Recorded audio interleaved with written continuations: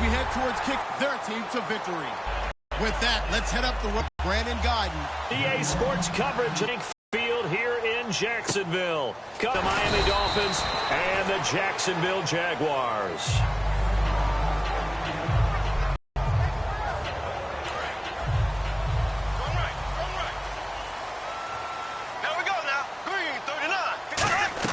Bortles now on first down. He's going to leave this for his run to 23. Call it a gain of 3, and that'll make it a second down.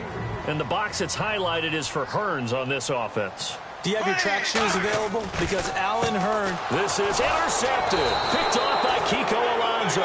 And they're going to set up shop at the 27-yard line. The Bortles was accident-prone last year, led the league with 18 picks and an early pick here. And you know he spent a lot of time in the offseason working on this, thinking about it. It's not that he's not going to throw any. They just hope that that number gets cut down significantly.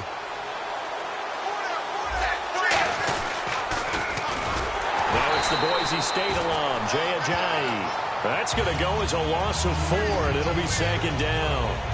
All right, partner, despite my eating habits, I'm not big enough to play offensive tackle, nor am I quick enough. But with the defensive ends nowadays and their speed, those guys have to be able to punch and dance, and it's a tough, tough job to contain them. They run again with Ajayi. And that play went nowhere. Losing yardage. It'll be back at the 36. He lost 4 there, and it's third down. There's so many times during camp and practice that you get bored as a player doing regular drills. But how about that shed and skate drill right there by the linebacker? You do it each and every day, get the blocker away, and get into the backfield and make a big-time tackle. That's what we just saw. And that is no good. Hit it well from distance, but he couldn't work it back in, and this will remain a scoreless game. Well, this winds up an empty possession. Everything looked okay. He just never got the ball on target. And knowing him, he'll be disappointed with that effort. The Jags offense now gets set and heads back onto the field. And following the interception, just any interception, are you a little bit more cautious when you start that next drive, or no, you just throw that out the window? I think you are. I don't think that there's any way you can run back out there and go, totally didn't affect me. Let's just go ahead and be loose with the football again.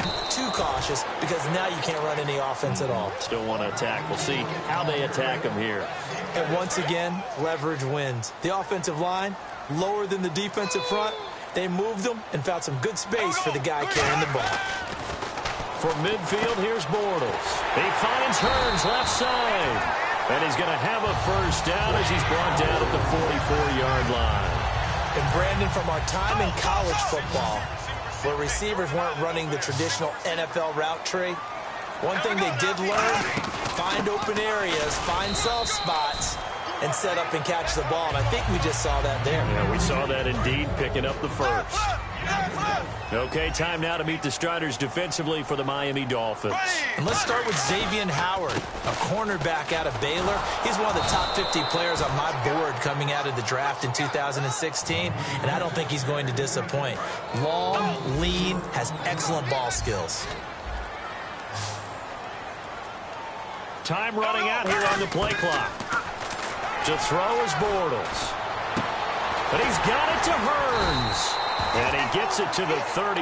Good enough for a first down. A good gain of 14 there, and it moves the chains.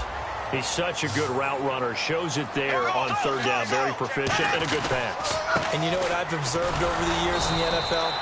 The better a route runner you are, the more confidence your guy's going to have in you to go to you in important times, because he can trust you being in the right spot, and they connected there and picked up a first down.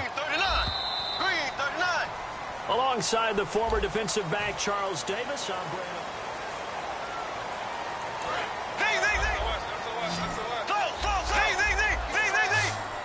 They'll come out in the pistol. Now Bortles.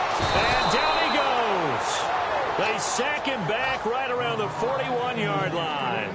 And a play like that, with how far he had to go to make that sack, shows how athletic defensive ends have become in the NFL. And not just athletic, This is coached in a big way. Run to the football at all times. How about him never giving up on it and pursuing all the way across the field? He's going to loft one deep left side here. The ball popped in the air and intercepted. A great read, and it's picked off. Oh, and that's a nice job defensively to get a piece of the football. He's going to pop it into the air, and then it's the tip drill.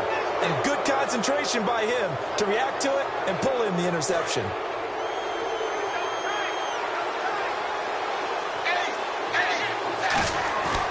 After the interception, here's Tannehill. And it pops free. The collision there jarred the ball loose and brings up second down. That incompletion, Charles, gives me a chance to put you on the clock real quick. NFC teams last year that did not make the playoffs that might make a push this coming year. Well, three that come to mind right away that we thought were going to be in 2016. Minnesota, remember the start they got off to before that didn't work out so well for them. Arizona, we thought they were a lock to be in the playoffs. In fact, many of us called them Super Bowl contenders. And Carolina, the defending NFC champs going into last season, they didn't make it. So I think that all three could return to former glory. I'm going to give you one way off the pace here. You ready? Let's go. The Los Angeles Rams. Ooh. If they get the young quarterback going and that defense continues to live up to expectations, they can make a real strong push in the West. They've got the D, you're right. They just need the O. So the defense has put them in a tough spot. It's second and long.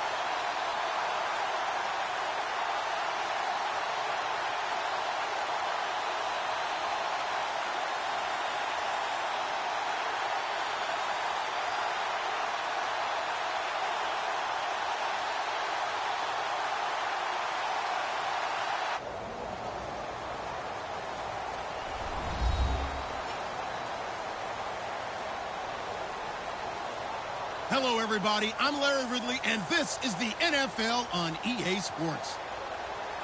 Anticipation is mounting for today's game, and we've got two quarterbacks looking to make an impact. It's the Jaguars going up against the Cowboys. With that, we'll send you out to Arlington, Texas. Here's Brandon Gaudin and Charles Davis. Thank you, Larry. EA Sports coverage of the NFL brings us to the Lone Star State and Mammoth AT&T Stadium in Arlington, Texas. Coming up, we've got a good matchup on tap between the Jacksonville Jaguars and the Dallas Cowboys.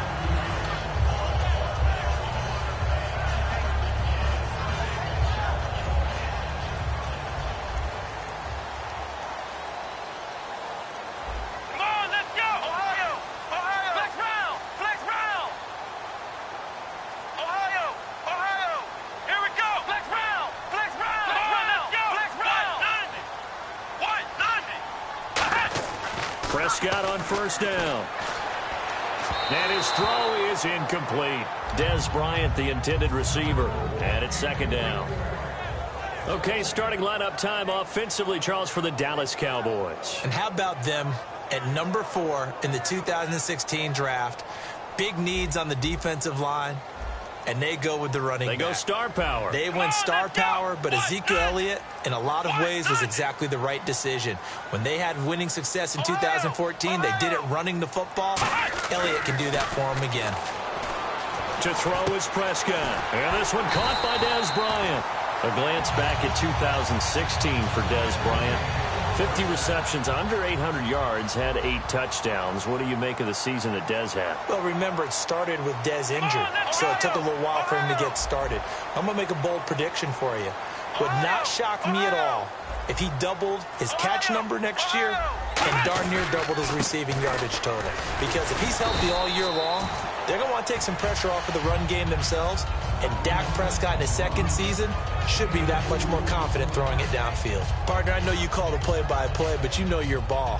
If I throw these numbers at you, all right, 6 yards shy of 2,000 of total yards from scrimmage for a rookie running back. What do you think? Sounds like me in high school. Sounds like you doing it, right?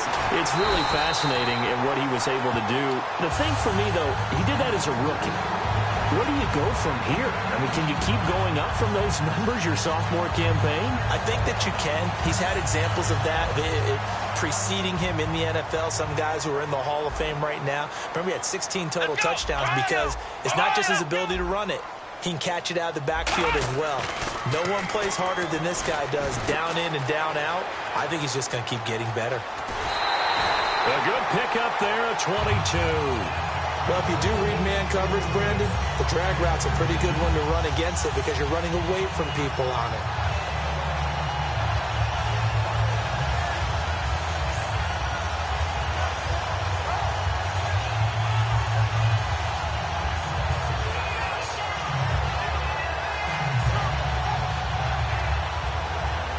So after that big gain, let's see what else the offense has up its sleeve. Let's go! 190!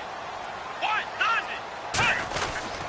A first down carry by Elliott. Able to get away. That's why you keep the legs churning. Yeah, give him 4 yards there. It'll be 2nd and 6. And the starters defensively for Jacksonville, and they've got a solid foundation, don't they? I thought that their defense kept them in a lot of games in 2016. I thought they played really well.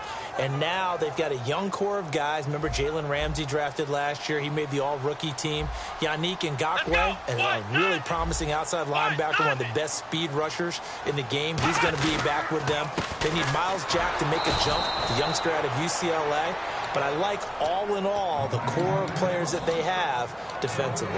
And a couple of big boys up front defensively, and in that 4-3, those D tackles so vital. Extremely vital. I love how you describe that because if they control things up front, often it's over the guard. Sometimes they slide and make it over the center. It's really hard to get a play started then because a lot of teams want to start inside out running the football. But against a good 4-3, you may not find any space. And on that play, there was 0 space, no gain. Look at the time. They still can't get it. Oh, the ball comes out on on the hit, but they'll say it's incomplete. He was looking for Terrence Williams that time, and that brings up 4th down.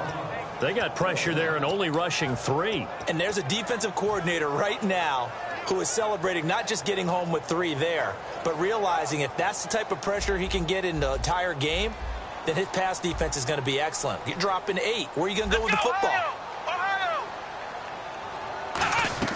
Prescott to throw on 4th. Complete to Jason Witten. And he will have the first down before he's tackled at the 12. Well, the field goal attempt was well in hand. They had that, but they decided to go for it anyway. Extreme confidence, it looks like. Yeah, but I bet the defense is going to remember this one, right? They kind of rubbed their nose in it. Here we go. Now back to the ground with Elliott. And he's going to be met at the line of scrimmage and taken down. It's a loss of a yard there, and now 2nd down. The defense won that play so fast that I think if the running back even had time to notice if anyone was there, it was just a blink of an eye, and there was a loss on the play. Come on, let's go. Brand 38. Again, it's Elliott. And he'll take it into the end zone for a Cowboy touchdown. Ezekiel Elliott, a 12-yard touchdown run. And the Cowboys take it all the way down the field and score on the opening drive. And he'll bang that one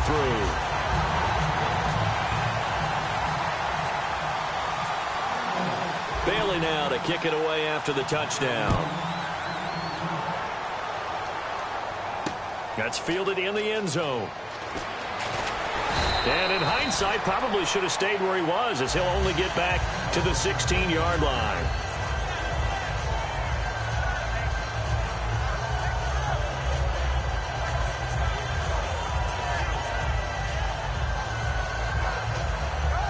Black 58 rail. Black 58 rail. Ace, ace. So. Here we go. Throwing on 1st down is Bortles. This is Yeldon on the dump off. And he'll get it up here this time to the 21. It's a gain of 5. And that'll make this a 2nd down. And for this offensive unit that we'll see here in just a second, T.J. Yeldon is certainly someone to mention. Came out of Alabama with a lot of attention, but earned it. This guy is better and better at a lighter weight. Shifty back who can finish with power. A nice pickup there, 10 yards, and it'll move the sticks. I think that's a big pickup for a 1st down because when you run a drag route against zone, you're sometimes asking for trouble because you might run into a defender. Yeah, well, there they ran into a 1st down, executed it to perfection.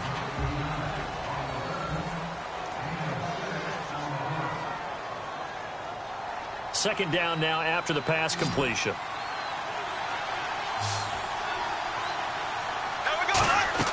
Now Bortles again.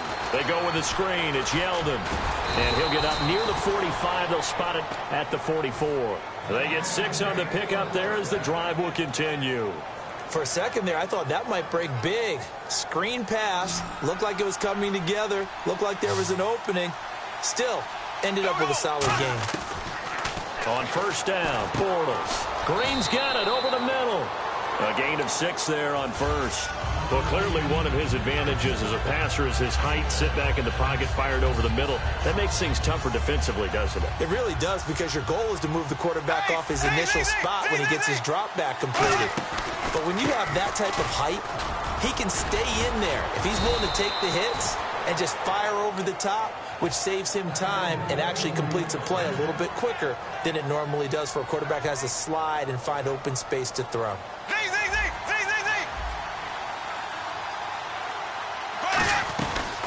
Now they run with a backup. It's Chris Ivory. And he'll get 3 down at the 34-yard line. DeMarcus Lawrence in on the tackle. Well, so many times we look at a short run and we praise the offense for trying to set the tempo and establish things. But the defensive guys, hey, they just won the battle there. It wasn't a big run given up. They don't always have to absorb the body blows. Sometimes they dish them out themselves. It's a 9-yard gain, and it keeps the drive moving. That was a nice completion on an out route, and those types of plays are the result of arm strength by the quarterback and timing by the receiver. A first down carry now for Yeldon. And he's going to take this one down to about the 23-yard line. Give him 3 on first down. It'll set up a 2nd and 7. We always like to talk about defense in terms of levels. First-level defensive line, second-level linebackers, third-level defensive backs.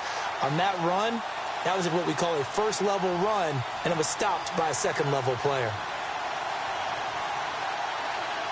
Now this will be the 9th play on this drive.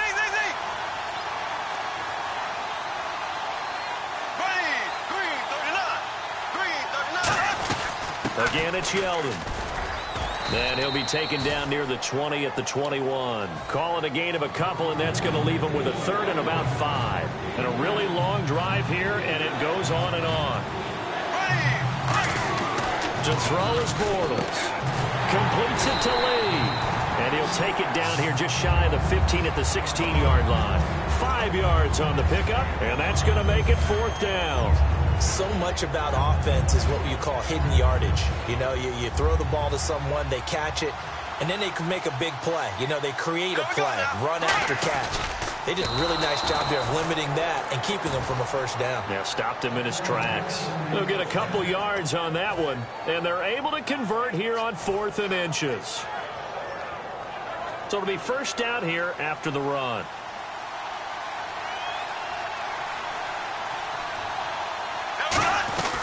They keep it on the ground. This time it's Yeldon. 2 yards on the pickup there. It'll be 2nd and 8. That's a good play by the guys on the defensive side of the ball. Held him to a gain of 2. And that changes the playbook a little bit now for the guy calling plays. 2nd and 8. Now he's got to probably think about going to the air instead of maybe staying with the ground game. Now Bortles toward the center of the field, but it's incomplete. Long drive. The defense just cannot seem to catch a break and get off the field. On 3rd down, Yeldon. And he'll be taken down here at about the 11. 2 yards on the pickup there. It's 4th down. So on 4th down, on comes the Jaguars' Jason Myers now for the field goal try.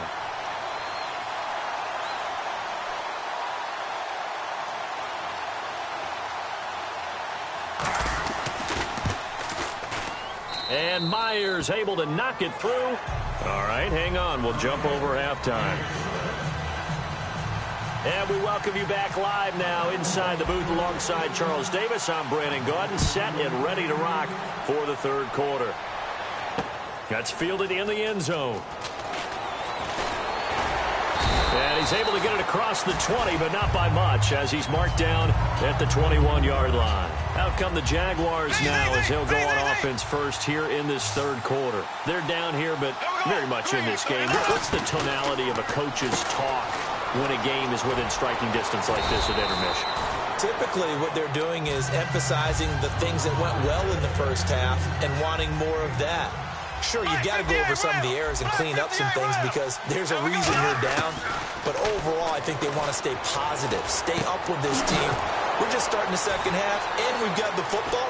Let's go ahead and punch it in, and then we'll take it from there. See how that recipe works. A big play there on the catch and run. 37 yards. So after that big play, let's see if they can catch their defense maybe on their heels. On 1st and 10, here's Bortles. And complete to Lewis over the middle. And he'll go down at the 28. A good pickup there. 8 yards on the first down completion. Seeing that play and understand just how tough it is to cover tight ends, especially the ones running around the NFL nowadays, makes me glad I didn't make it in that league. I would have had a really difficult time. But now you get to sit up here with me. Yeah, and that's fun, isn't it? And what a really nice game right there on first down for them. Brings up a nice 2nd down for them. And he takes it in. Touchdown, Jacksonville. Marquise Lee, 27 yards. And the Jaguars have taken the lead. And that is the definition of yards after catch. They go short on the pass, and the receiver does the rest. Seems so harmless, doesn't it? To throw it underneath, a short pass like that. But, boy, it gets dangerous in the hands of the right receiver as he makes a move and takes it the distance. Now it's Lucky Whitehead on the return. And last year that would have been a net gain of 5 on the return. This year he stopped where he would have been if he had taken a knee, and that's at the 25. The Cowboys offense now, they head out for their first possession of the second half. They're down in this game. A chance for the offense, though, to put something on the board, get some momentum here in half two. Try and get things kick-started for them. And you know at the half, they discussed how they were going to get that done. This is where scripting comes into play a lot of the time. How many plays do you script coming out of the second half? Most of the time in the first half, you're scripting 12 to 16. I think in the second half, you're really scripting more like 8 to 10. Kind of a starter or an opener, whatever terminology they use. Just something to get you off to a quick start. See if they stay on the ground for second down. They come up in an offset eye.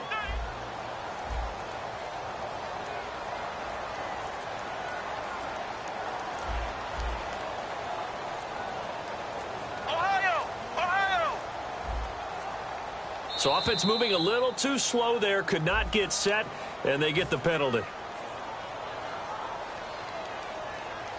A little bit of ground to make up for the offense as they face a 2nd and 11. They'll come out in the pistol. Prescott now on second down. Got a man over the middle. It's Williams. 12 yards there as they move the chains. That was a nicely run slant route, and what the receiver's trying to do is make the defender think he's going upfield for a deeper route, and then breaks it off, usually after about 3 to 4 steps, and cuts towards the middle of the field. And now what he's trying to do is use his body to keep the defender away from the football and give the quarterback a really nice target.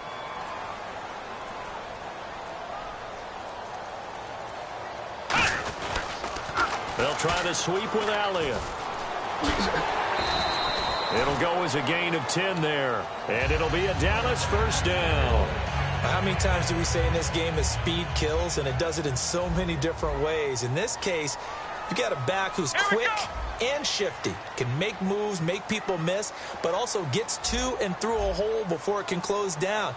That's some of the benefits of that speed, not just outrunning people in the secondary, and that led to a really nice game. They keep on the ground with Elliott. And able to push his way forward here for a good little gain. It's a pickup of 4, and it'll bring up second down. Not a run that you're going to write home about, but still a good first down run. That's what an offense calls staying on schedule. 3 to 4 yards on first down, you're set up very well for the rest of the drive. Looking to jam the receivers at the line here. Press coverage look defensively.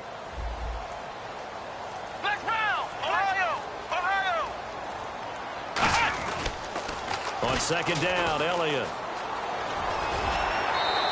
They get 9 out of that one, and as a result, the drive continues. Fresh set of downs here. Any team that runs the toss and runs it successfully, that means they win the battle on the edges. That means you seal the edge in order to let your back get to the corner. They got it done there for a very nice game. They come up in an offset eye. First down, Prescott. Dancing to his left. Fighting him off. Just ran right through the trash. And the stop here will come at the 38-yard line.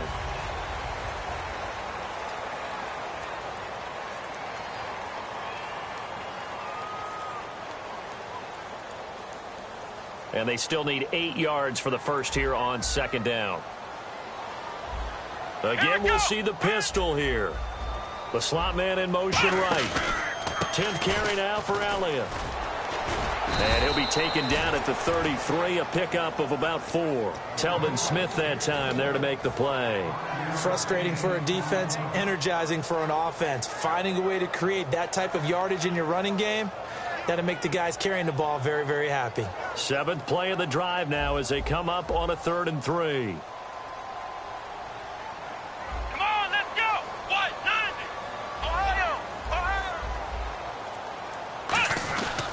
They'll try and run for it with Elliott.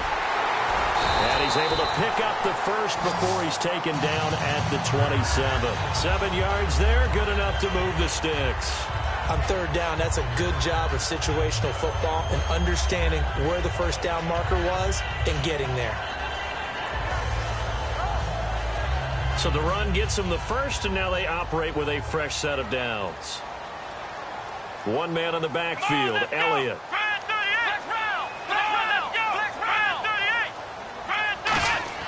Prescott on first down. On the left side, he finds Beasley. Give him a couple on the catch. It's 2nd and 8. Never make the mistake that the slot receivers, especially the little guys like we're watching here, are just quicker than fast. A lot of them combine quickness and speed, and they catch a lot of footballs, as we just saw there.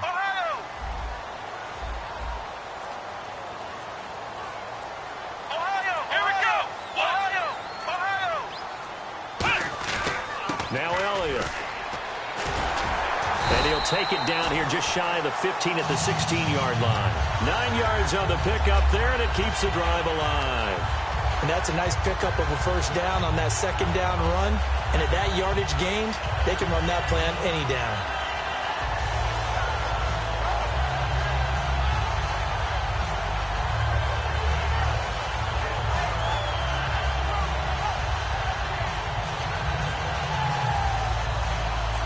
And this seemingly endless drive continues. Here we go!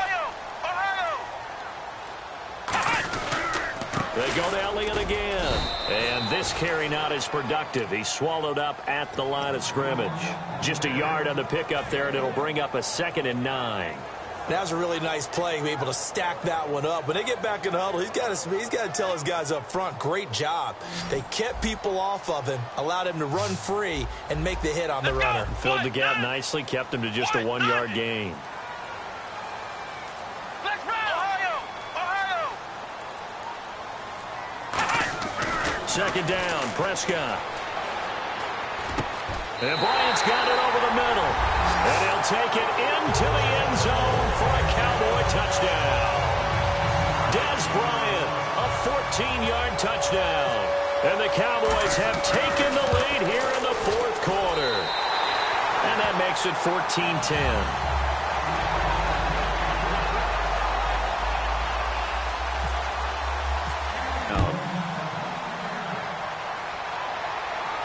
That'll be taken in the end zone.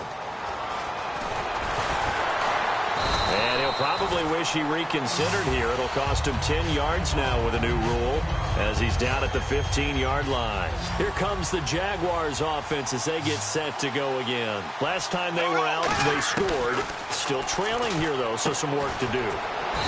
But it's okay in terms of mindset. Because they scored the last time, they're not quite as worried about being down on the scoreboard because now their confidence is a little bit higher. They feel like they've got something going, and they feel like they can attack again and put more points on the board. Are you scoreboard watching if you're the offense, or are you just focused on this drive?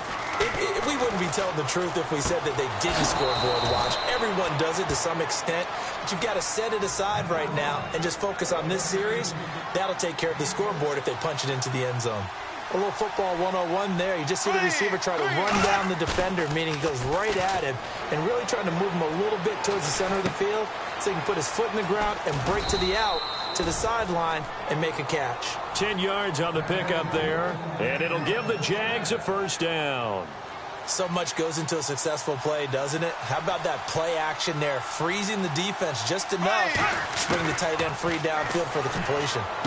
And he's got his man in stride, complete. And getting this just shy of midfield, they'll spot it at the 49. Coaches always harp on the quarterback reading the defense and getting it to the open man. That's good recognition there. And how about what he did after the catch? Yeah, hit your tight end, let him get some rack. Yeah, when he gets moving, not many guys want to come over and put a hit on him, do they? I'm wondering if the same thing went through your mind as mine. When I see a big man like that make a catch, all I keep thinking to myself is, big man with football. Look out, everyone. He may not juke you a whole lot, right? He may not run past you because of his size. You're talking about a guy weighing in the 270 range. But, boy, once he gets his mitts on the ball, he's going to be tough to bring down.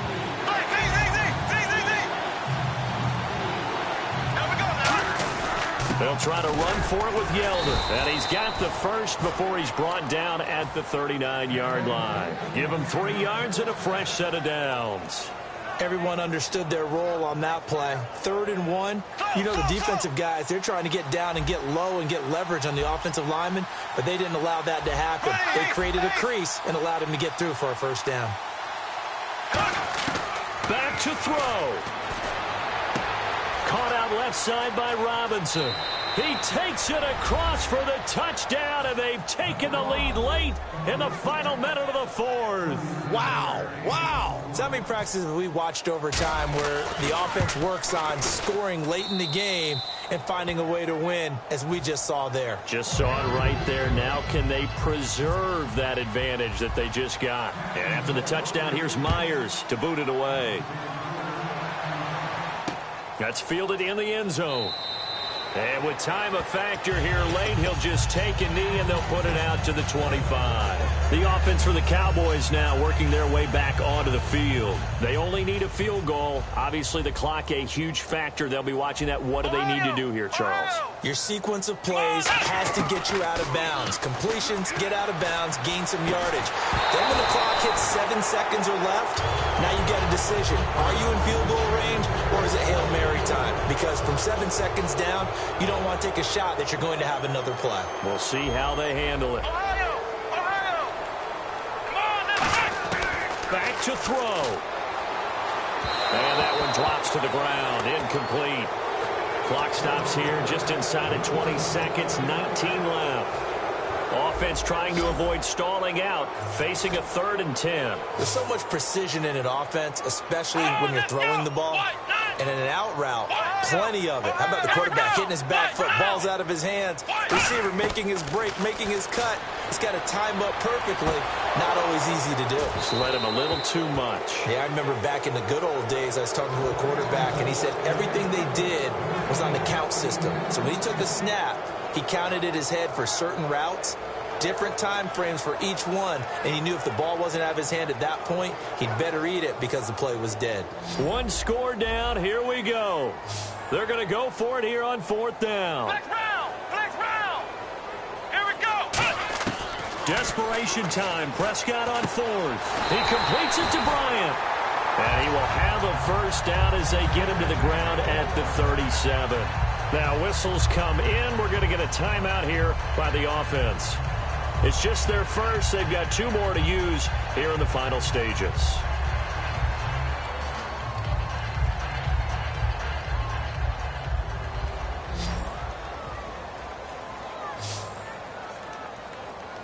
Ohio!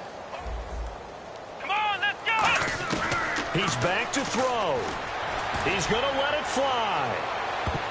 And he bats it away, and it falls down incomplete. And that play was what every defense is wary of. The big strike attempted downfield, but they were in excellent position. They didn't get fooled, and while he didn't come up with the interception, was able to bat the ball down. Unable to connect on the first down pass play. Now it's 2nd down. Come on, let's go! Ohio! Ohio! One last shot now for Prescott. Finding time. Now a desperation throw deep downfield. And that is going to be incomplete. Boy, they got the tip they were looking for but couldn't secure it. And this one's over. Well, going into the final play of this game, they knew that they needed some type of a miracle there at the very end, but they couldn't get it done. However, we were treated to really a spectacular affair. Even though they didn't finish it off, you're exactly right. They took us down to the last play. We're still, you're wondering, could it happen? Possibly, even though we both knew it was a long shot.